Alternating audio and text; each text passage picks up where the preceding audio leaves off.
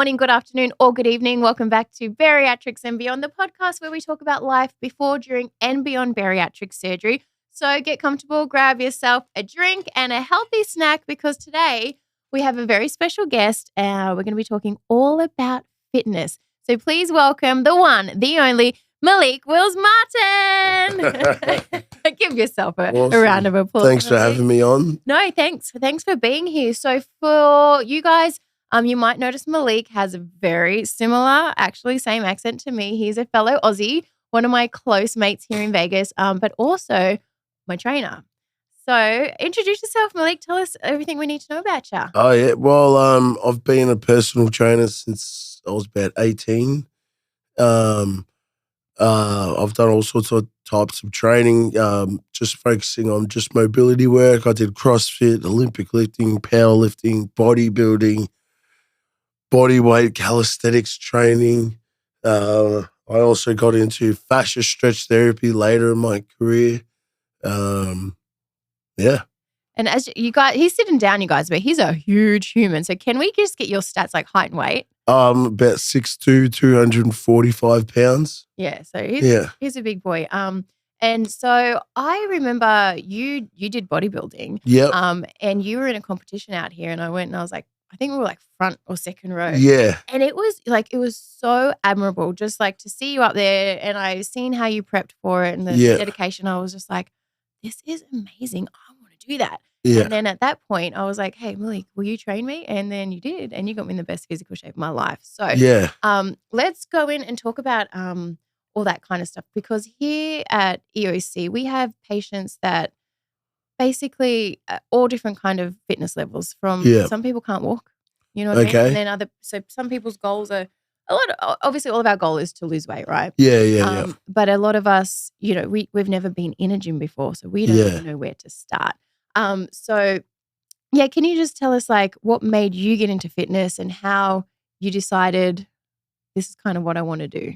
Well, I was a fat teenager. Were ya? Yeah, I weighed 300 pounds when I was about 15. But obviously, you know, I had no muscle, but you know, I didn't have all the muscle, so it was just I was a very big kid, and I got teased. So I started going to the gym. By the time I was 18, I was ripped with a six-pack, and everyone thought I'd done some sort of enhancement to help me get there. But I just, you know, knuckled down and, you know, joined the gym and stopped, you know, all the obvious bad things, sugar, you know, kept the drinking to a minimum and just never skipped a day in the gym. That's crazy. So we all, like, we talk about it a lot, but we all have our aha moments, like, oh, like your rock bottom moment, the moment. Yeah. What was your rock bottom moment? That made you just relatives like my mum and like uncle and people, like, because I used to be very active, like telling me like, oh, you look uncomfortable, you're big now. You know, you don't want to be the fat kid who works at the fish and chip shop. Aww. Stuff like that. And then, you know, just little things that kids say at school, you know, you got man boobs, or, you know, girls would say, oh, I would hook up with you, but you're fat. Aww. Yeah. And so that was just like all the driving force. Yeah. And then I was like, oh, okay, well. Malik, I love that even more about you, because I feel like, you know, for me, like living in a big body my entire life, when you do step foot into a gym and you see people that look like you're very like, you're intimidating, you know what I mean? Yeah. So on our end of things, we think, oh, you know, these people are going to judge me, but it's so nice to know that you were there as well. And that you guys, like, this is another reason, like, you can't judge someone by the way they look. You don't know the amount of work that people put into where they are right now. Everyone's story is different. So that's really cool that you've been in those shoes. So you know what it feels like to live in a larger body and, you know, to have like those physical limitations and where you never want to go back to. So that's like really cool as a trainer as well. So, so in saying that, I wanted you to train me. So I was like, okay, I need Malik to get me in the best physical shape of my life. And you did. So what for you, like, what's the best part about being a trainer, do you think? Just one thing, just inspiring and helping people do things that they never thought that they could do. Mm-hmm.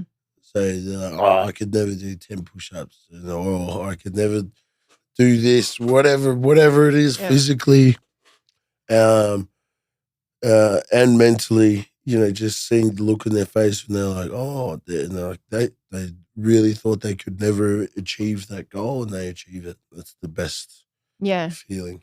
Because I remember after seeing you on stage, I was like, I want to go into a transformation competition. I wanted to put myself through that. And you won. I did. And then I remember texting you. I was like, oh my God, like I won it. And like, so that was my goal when I set out to like kind of do this. I wanted to put myself through like what it would feel like to like go through like this whole training regimen, and to be strong and fit. And then I went off on stage. I got you guys. I was not going to do it. I said to Malik, I'm not going to do it.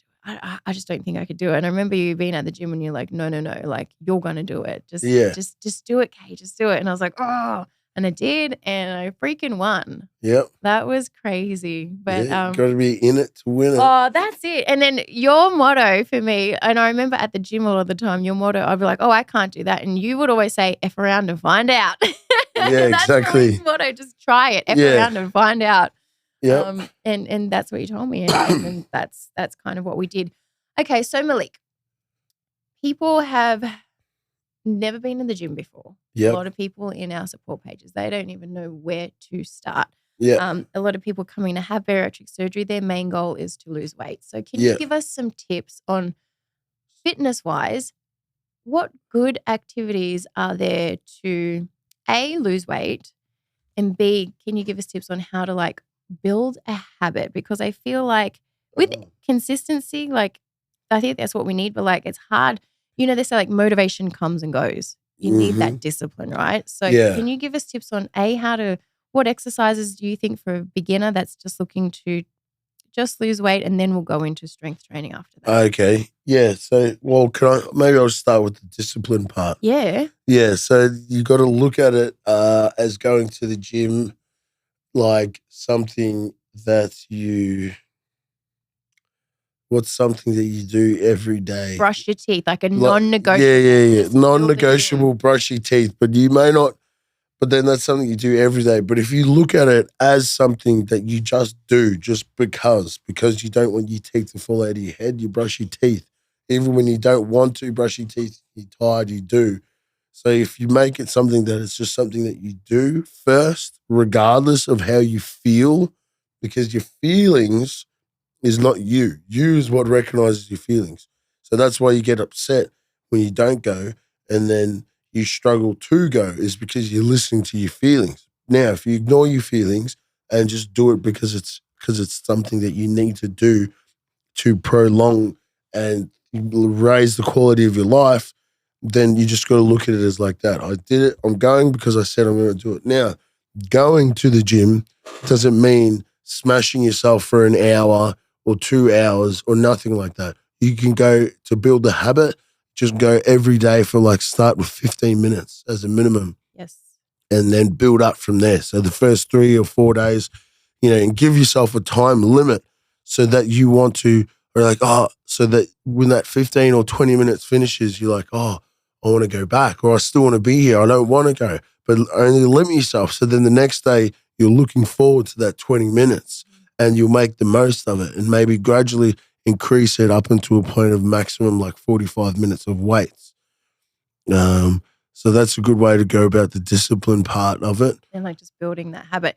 We have in our Facebook support group each month, I do a different physical challenge with everybody. So, 1 month we might do a plank challenge, and it's more about building that habit. And for example, this month's physical challenge is just 20 minutes of movement daily. It doesn't matter what you do. Yeah. Just check in every day and say you've done your 20, because honestly, 20 minutes, we will be on the toilet just scrolling Facebook for 20 minutes. Yeah. I feel that's that real sweet spot of everyone's got 20 minutes. No matter how busy you are, you've got 20 minutes. Yeah. Yeah. Everyone's got an hour.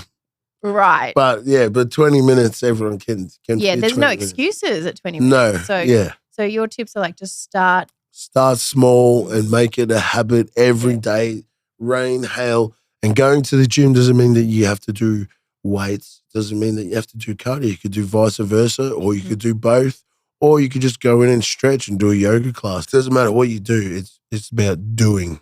Yeah, it's like any kind of movement is good movement. And also a good way to start with the discipline is like, instead of being like, oh, I'm someone who is trying not to eat this, this, and this. Look at yourself as someone who does not eat this, this, and this. Like as if you're allergic to it. Oh, can I tell you, that's what I did. Yeah. That was exactly my mentality when I went into this. You know, we always say like, oh, you know, we want your diet to be inclusive. For me though, I think you got to know yourself, because some people will spiral and then make excuses. But for me, I was like, well, I know that XYZ is not good for me, and I know it doesn't make me feel good. So I, in my head, was like, it's an allergy. I'm allergic to it. I just can't have it. Yeah. You know? Yeah, that's the way. Like, and if you go out and people, oh, do you drink? Or, no, I don't drink. No, oh, I'm trying not to drink, because in your head, you're still, you know, with things like that. I tell my clients, if you already have the body that you're trying to get, or imagine that you have the body of your absolute dreams. Now, if you were that person already and you were being in that body, what would you be doing day to day? What time would you get up? What time would you be going? Would you be going to the gym? Would you be skipping the gym? No, you probably wouldn't, because you have the body of your dreams. You know, what time are you going to go to sleep? What will you have in your cupboard at home? What are you going to be drinking? How often will you, be eating certain things, and then act as if you already have it? So think as if you already have it. Like, so that's your way of being. So you're being that person that has a body of his dreams. Then what are you going to do? And then you will have. But you have to come from your way of being first. Then you'll do. So write down all the things that you would do if you were being that way. And then after a certain amount of time, depending on your desired result, you will have it. So a lot of the time we think first that we have to have the gym membership, have the trainer, have the knowledge before we can do, and then we can be. But if you think from the way of being first, someone who's being is not going to wait to have the knowledge or to membership. They're just going to go out there and start doing it. Just start with what you got and just start. Starting is just start. And come from a way of being. Like, if I was being someone who was, dedicated to this, this, and this, what would I be doing? Would I be listening to my feelings? Would I be worried about, No, you wouldn't be worried about any of that. You'd just be doing it. Yeah, and I think a lot of doing comes from like, how bad do you want it? You know what I mean? You got to freaking want it bad enough. Whatever it is, you guys, if it's lose weight, if it's build muscle, if it's just, live a longer life, your want has got to outweigh every other thing that, like, every temptation, everything that comes. You got to desire it, like as you desire that first breath of air when you've been underwater for a while. Right. Jeez, that's I also remember one thing you taught me when I was training. When you always say, like, go to failure. So you think you can't lift anymore, then you actually can, because you're like, okay, so what if a lion's chasing you right now? Like, you've got that reserved bit of energy. You know what I mean? Like, there's all those little things that you taught me, and every time I think I'm about to stop, I'm like, oh God, what if there's a lion chasing me now? You know what I mean? So, like, it's interesting, like, where, like, our point where we feel like we want to give up with things, you know what I mean? And there's that reserve. Well, because naturally our mind will always try to keep something in reserve as a survival technique.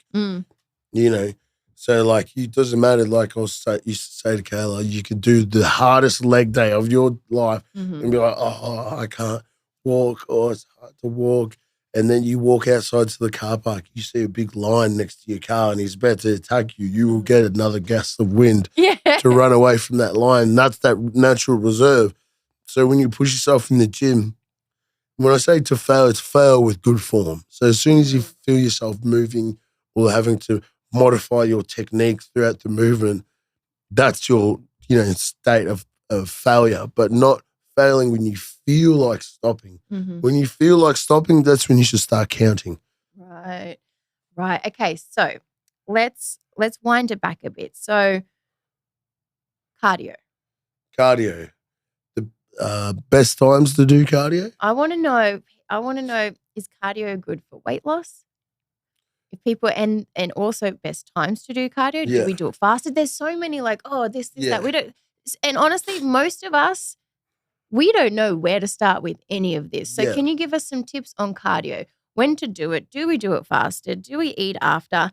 What's the best cardio to do? And also, can you give us like different realms of cardio? So like for people who might have mobility issues, who like walking is hard, what do they do? And then like people who are a little bit more active, like what's the best, So So if you have mobility issues and you struggle to, be on a treadmill or a Stairmaster, something like that, you could always revert to maybe a rower or a cross trainer.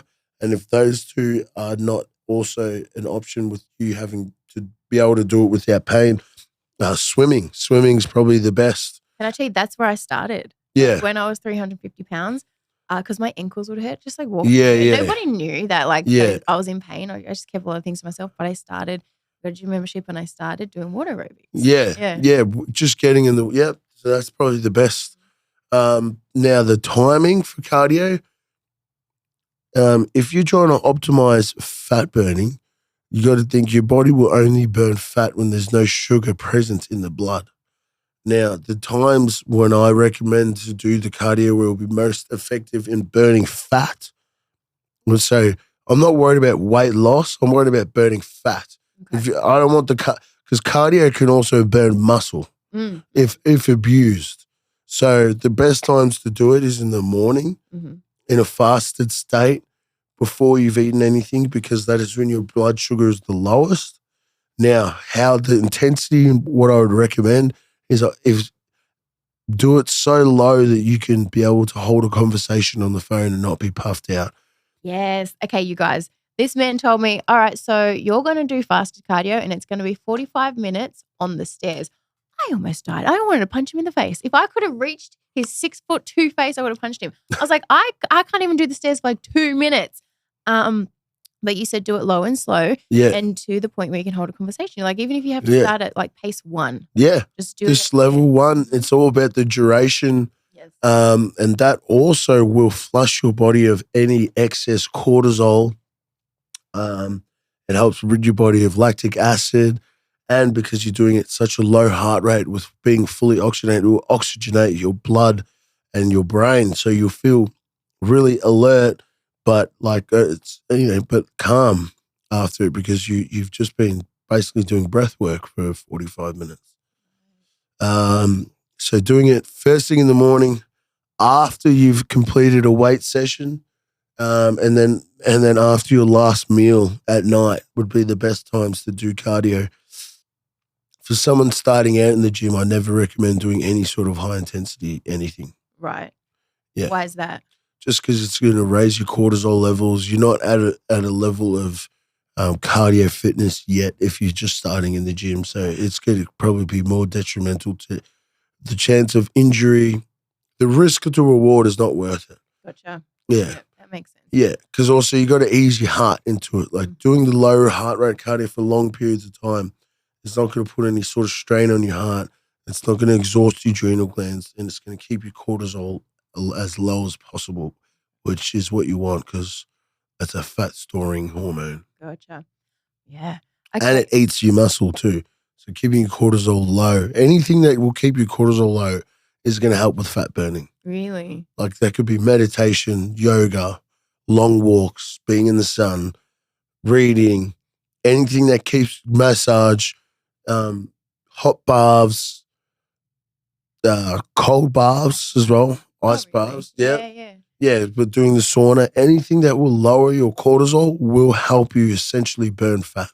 How, can we get a blood test to check your cortisol levels? How do you even know? I mean, you can, but I mean, it's the easy way to think about it is if you are someone who stresses and worries. So stress. If you're an anxious, worried person, not if you're someone who's anxious and worried and you crave salty foods, salty, chocolatey foods, you probably have adrenal fatigue, which means your cortisol levels are going to be high.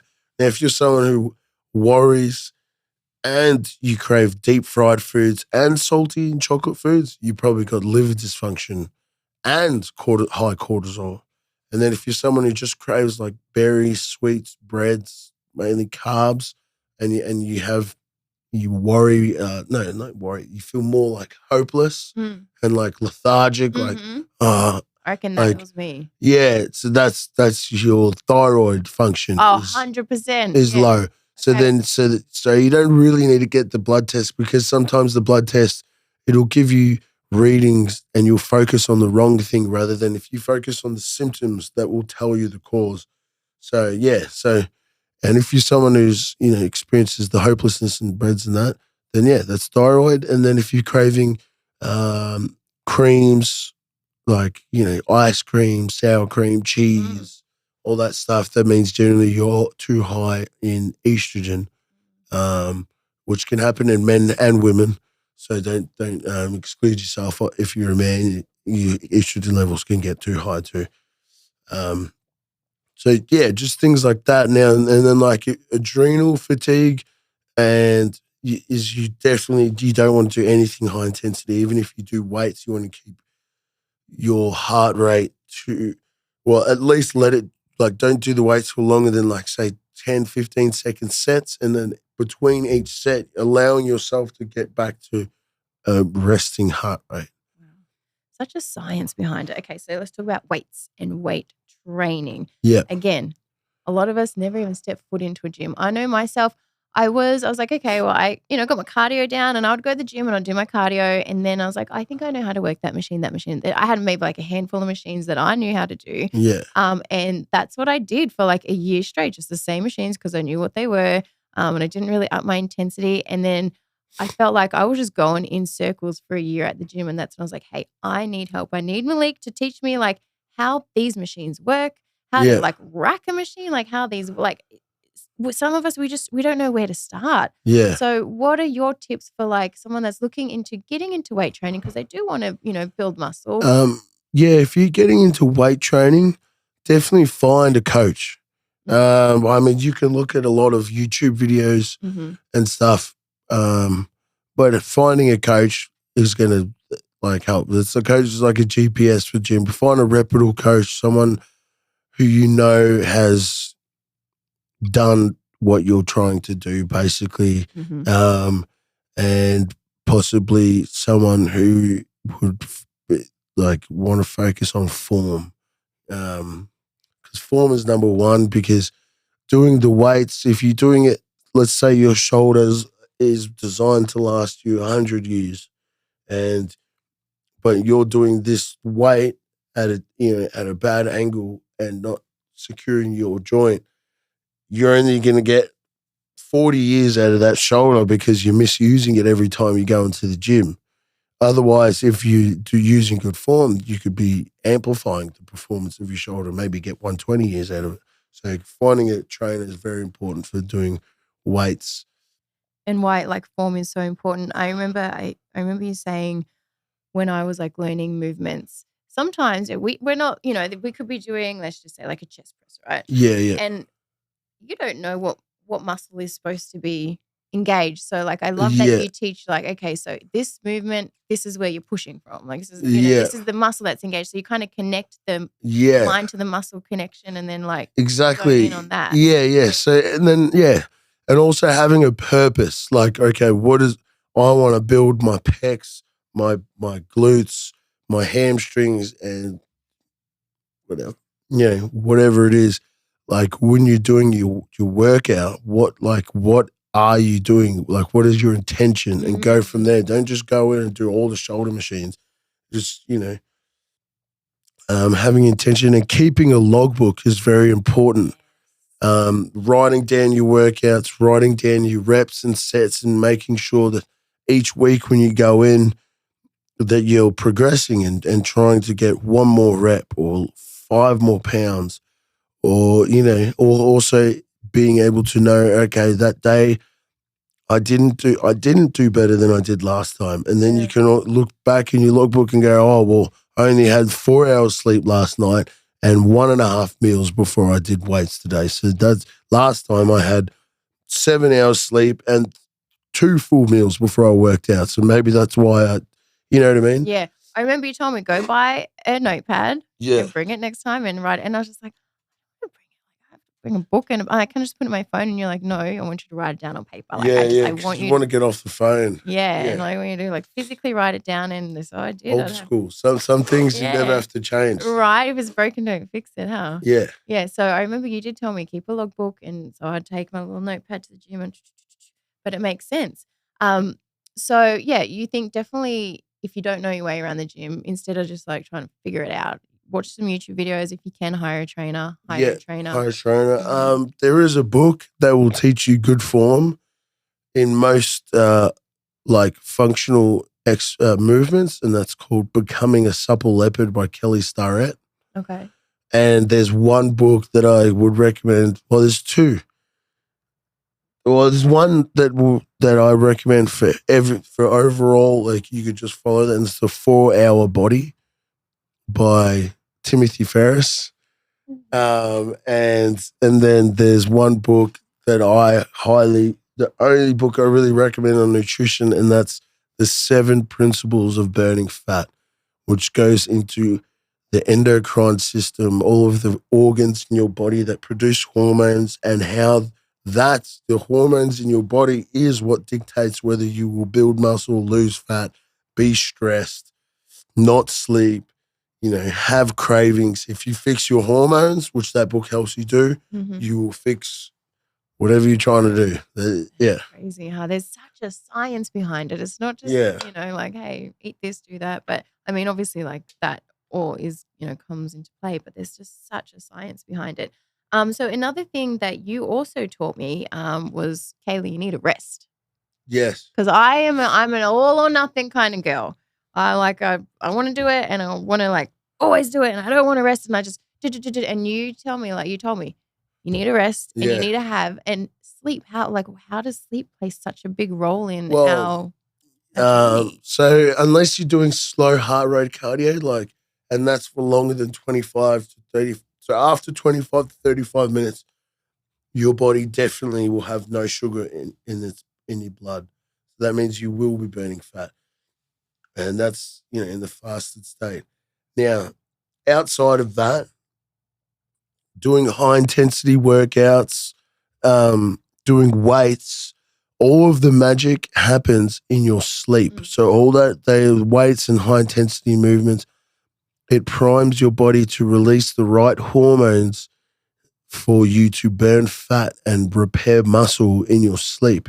And perfect examples, like Kayla would tell me sometimes she would wake up at a certain time and be a little bit still sore, and then tell me, and then she's like, no, I'm going to go back to sleep, and then wake up after sleeping more and feel no pain and soreness. Yeah, I'd wake up in the middle of the night or whatever and go to the toilet, and I'd be like, like limping to the toilet, feeling like my muscle, and then I'd go back to sleep, and then I'd wake up. And you're not sore. It's crazy. You actually feel it happening. Yeah, because all of you, 98% of the fat burning is done in the sleep. So, and that also is when your growth hormone and testosterone will be released in your body. So, and that's providing that you've followed a good, work meal plan. And, it's not like you go to the gym and then have a few beers and then pass out. You're going to be recovered. No, this is all in conjunction with the nutrition, and then the rest. You don't want to use a muscle or the same type of workout for every 72 hours. So if I do chest on Monday, I don't want to do it again until at least Wednesday. Right. Let your muscles repair. Yeah, for 3 days. So that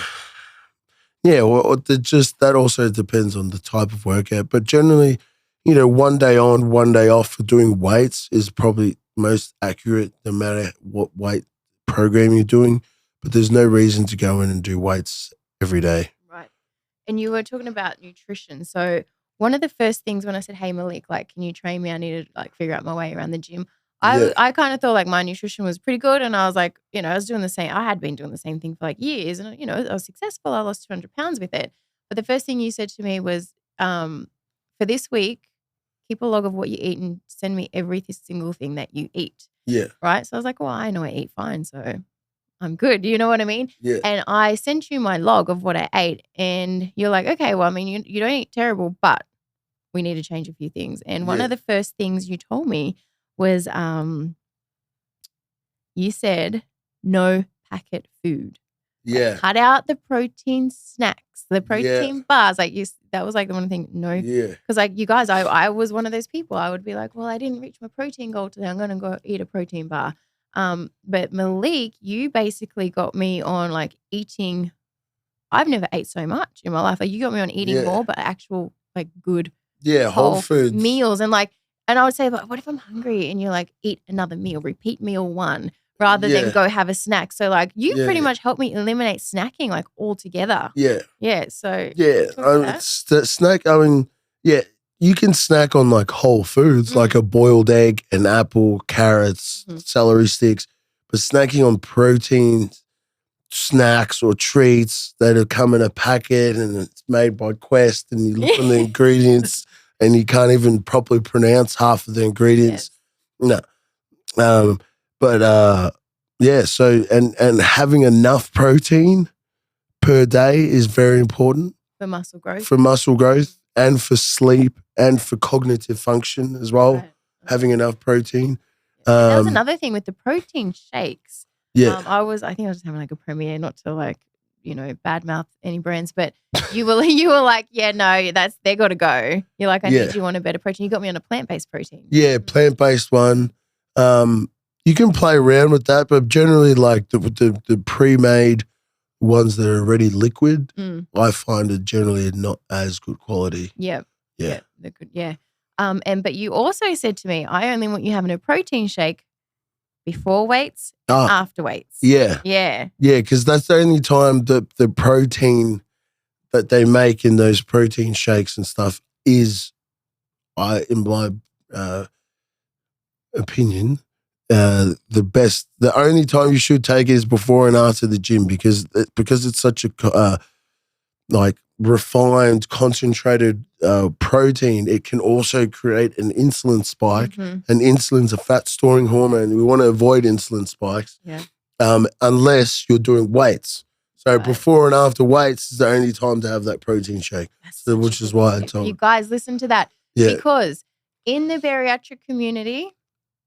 There's this big debate on protein shakes, and I feel like after weight loss surgery, people rely on protein shakes, right? Yeah, and they feel like they need to have it every single day.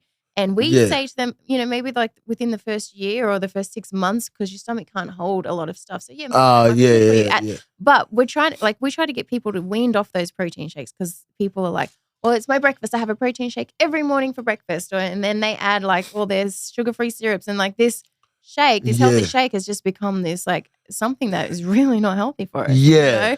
So we always tell people try and wean yourself off those shakes. But if you only really need them if you're trying to get into building muscle and that kind of thing. Before and after your gym, but before and after doing weights is what they were designed for. It's not. It's not a meal replacement, right? Unless you get a meal replacement, not a protein shake. There's and even still, I don't believe you can replace any meal with some liquid. With liquid, you're eat. Just eat some eggs, eat some salmon, have some veggies. You'll feel better. Mm-hmm. You'll be less bloated. Mm-hmm. Your brain will be functioning better. Your joints will feel better. You'll sleep better. You will. There's not that many benefits from meal replacement except for the convenience. Now, but there's times where, that will come into play if you're traveling, if you're out at some event or something and you really can't have your meal prep there, then that is the next best option. Yeah. But if you can sit down and have a meal, always do that. Don't work it into your daily macros I'm going to have a meal replacement. No. Okay, cool. Yeah. Yeah. And so let's talk about, so anybody that follows me on Instagram, they have seen me many, many times over the past 12 months talk about what I call dirt water. Oh, all right. I'd strike that on the way here. Did you? Every morning. Still do it every morning. Okay, good. Yeah. So people want to know what it's not called dirt water. I call it dirt water because I think it tastes like dirt because it's disgusting, and I literally I use one of those swimming plugs to plug my nose to chug it down. Still. Yes. You haven't gotten used to the taste? Not the taste, not the smell. Even when I'm making it, I'm like, but you got used to the feeling of it, though. It is a use of feeling. It's addictive because you're like, oh. People go, what does it do? And I'm like, I tell you what it doesn't do. Like, if I'm off it, if I've gone off, like if I've run out or if I'm on the road and I like run out, I will feel when I'm not on it. You know what I mean? I don't necessarily think like it's like, oh, I feel this, that, but I feel this, that when I don't have it. You know? What do you feel when you don't have it? I feel like for me, I swell a lot. Like I retain a lot of I bloat. Yeah, holding water retention. Yep, I feel that. And I feel like sluggish. Yeah. So I feel okay. So what is in the infamous dirt water and what's it good for? Well, it's something that I made up and it's based off knowledge that I retained from the book, The 7 Principles of Burning Fat. But it basically replaces and gives you everything, every vitamin and mineral that you'll kind of need throughout the day to support your immune system and like lower inflammation. So depending on the person, but it's the main ingredients is apple cider vinegar, lemon juice, all organic, of course, water, calm powder, which is magnesium carbonate powder. Greens. I don't say green. And greens powder. And here's the dirt part. And beetroot powder. That's where the dirt you could use beetroot or there's another one that's a little bit stronger than beetroot, and that's red spinach powder. But that's sometimes hard to find. But red spinach powder is more effective than the beetroot. It's the same thing. You just use a small scoop. It's more. Does that taste like dirt though? Because I feel like the dirt is the beets for me. Yeah, you could play around with the try the red spinach. Okay. Yeah, red spinach powder.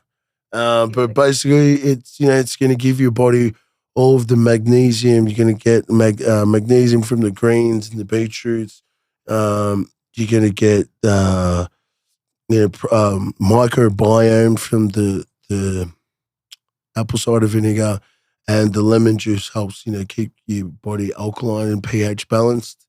And then the calm powder I generally use just at night, at night because it's a morning and nighttime drink. But at the nighttime version, I'll add the calm powder, which is magnesium, and psyllium husk, which is just non-soluble fiber, just a small teaspoon, and that helps keep everything regular. So you should be waking up the next day after that, going straight to the restroom, which is also a very good feeling. Yeah, it's for health and everything. Keep everything moving along. Yep. Another thing you also taught me when you looked at my the way I was eating and you wrote me up a meal plan, and one of the big things you also said, which I never really thought about and I never really took notice of when I was shopping, organic. Oh yeah. Well, yeah, because organic foods. I mean, everyone can have their own opinion about it, but I've got my opinion about it. And the thing is with non-organic meats, they're using steroids. They're using antibiotics. They're using, additives. They're, high caloric food that they're feeding the animals to plump them up at an extreme rate. Then if you're eating that animal, you are ingesting all of those chicken grade or pig grade, pork grade, cow grade steroids into your body, and antibiotics that are designed to make you put on weight and retain fluid. So that's why I believe to stay away from non-organic grass-fed meats. And with fish, that means that the fish must be wild caught. So keeping that in mind when you look at the label, no farm-raised fish. And then with vegetables and fruits, why I say organic is because the pesticide that they use on organic fruits and vegetables is a hormone mimic, and it mimics estrogen. Nobody needs more estrogen than they've got, especially if you're a woman. Yeah, right. Because that's why it's already harder for a woman to lose fat and retain muscle, is because their estrogen to testosterone ratio is different to that of a man. Wait, is that why? Because in our Facebook group, we always say like the men, the weight just flies off them. Yeah, Is that why? because they're just higher on testosterone. Huh. Yeah. Interesting. I never knew. Yeah. So that's why it's already harder as women to lose weight. Why would you make it harder again by ingesting things that have, one weight, hormones in it that is designed to make it chicken fat. And also, if you want to take into account how fast they make these non-organic chickens grow, it's the same equivalent as a 3-year-old child being the size of a 21-year-old grown man. You know what? Okay, so you're eating a mutant, basically. Crazy. I'll tell you one thing. In Australia, I feel like our food is a little bit more organic. Right? It is. So when I moved to America, I started gaining weight like pretty fast, right? But I eat a lot of chicken. My boobs got big like really quick, and then I remember someone was like, "Oh yeah, because it's all the hormones in our food," and I was just like, "What?" I didn't even think about it. That's exactly because estrogen is responsible for building all female characteristics in a human. Mm-hmm. So breasts, having wider hips, stuff like that. It makes sense. Being I emotional. feel like because how like nowadays like young teenagers are like they look like full-grown women, and it's probably because of like what exactly. Eating. They're eating the same stuff that they gave that chicken that turned into an adult in the space of 3 days. Like, it's crazy. It makes total sense. So after I got on training, there was a few past patients from EOC that was also like, hey, we want info on your trainer, and you trained a couple people here in Vegas, and you also trained one of our coordinators, Haley. Yeah. She lives in Louisiana, but you trained her like virtually, so you do all that as well. Because Haley had the surgery, and she was wanting to do her mummy makeover, and she needed to kind of like get down to the BMI to qualify.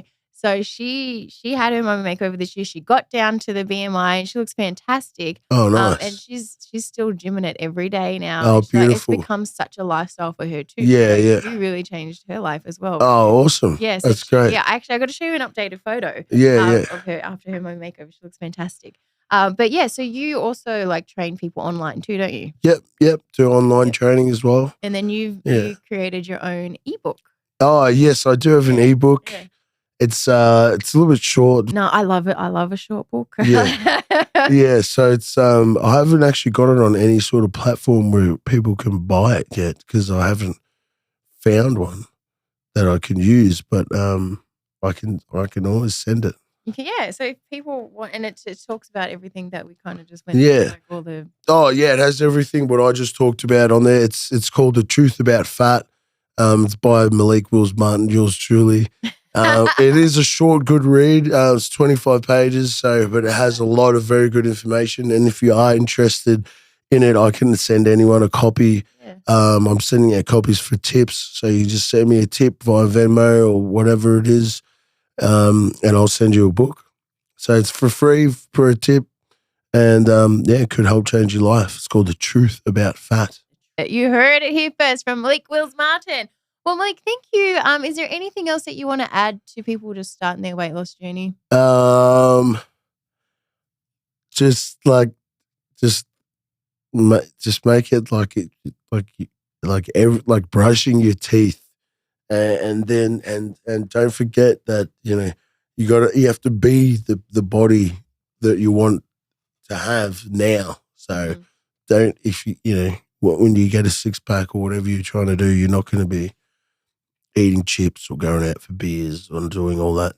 You have to change your whole lifestyle, and you won't regret it. I've never regretted going to the gym. I've never regretted having a healthy meal, but I've regretted a lot of bad meals. True. And I've regretted not going to the gym. So just think about it like that. Yeah, that's what they say. Like they're like, oh, I had a crap workout. No, the worst workout is the ones that you don't do. Yeah, exactly. Yeah, that worst workout is that one sitting on the couch stressing about it. Yeah, don't think about it. Just do it. And another thing, like I was thinking about this the other day, like, people are like, oh, you must be so proud of, where you are and this and that. And I'm like, yeah, I am proud of it. But it's not me who I am now didn't get me to where I am. It was like that 350-pound Kayla that I in my head knew where I needed to be. I was being who I am now. Exactly. I was doing that at 350 pounds. That's what, so it was like, it was her that got me here. It's not me now that got me here. It's me that's maintaining it. That's so interesting. Well, you are the same that started doing it, but you just started doing what you do now to have the body that you want. Yep. You started doing it when you didn't have the body that you want. Exactly. Yeah. That makes complete